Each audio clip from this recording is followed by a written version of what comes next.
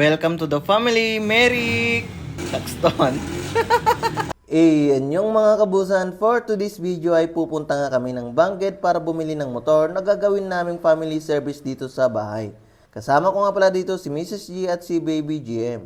Pero bago yan, hinatid ko na muna sa sakayan ang bunso naming kapatid. Eto nga, bali magmumotor lang kami dito mga kabusan papunta ng Bangged. Dahil kasama namin si Baby GM kaya alali lang ako sa pagmamaneho. Bago pala ako bibili dito mga kabusan, nag-canvas na ako at sinabi ko na lang kay Mrs. G kung ano ang aming bibiling motor na gagawin namin pang sidecar para sa family service namin dito sa bahay, lalo na't may Baby GM na kami.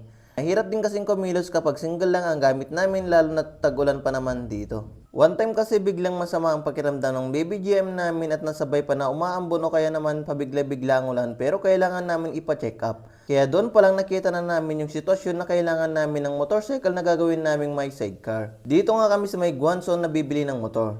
Bukod sa quality na abot kaya pa. Next doon. Habang pumapirma ako dito mga kabusan, ang kapatid ko naman ang nag-aalaga kay Baby GM.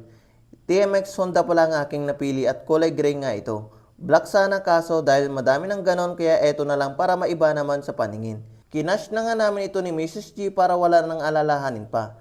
Dito ko nga din binili yung motor na binigay ko kay Mrs. G noong bagong kasal kami. Inaayos na nga nila dito habang dinodouble check na din namin kung okay ang lahat.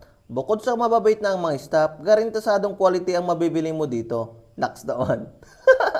Dahil tanghali na at nag-crave nga dito si Mrs. G ng inasal kaya dito na nga kami sa mga inasal kakain ng tanghalian. Next doon.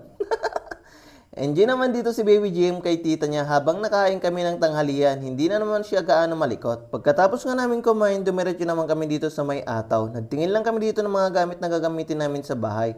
Mura kasi dito. Tapos ako naman habang karga-karga ko si Baby GM at nakita ko itong mga toys kaya pinapili ko nga siya dito. Tapos biniro ko nga din si Baby GM at nakita nga naman ni Mrs. Jean na pinapakita ko itong random na mga toys, mapapabae man o kaya lalaki. Kaya pinigilan niya nga ako agad. Kaya nagtawanan na lang kami. Next on. Dahil pagod na nga ako kakasunod sa kanila, kaya dito na lang kami sa may hagdanan umupo at nakita naman nila ako habang karga-karga ko si Baby GM dito. Ito na lang ang pinili namin ni Mrs. G. Tatlong ganito na iba't ibang klase. Pauwi na nga kami at dumaan lang kami dito sa may drive-thru. Bumili lang kami dito ng pasalubong namin kay mama.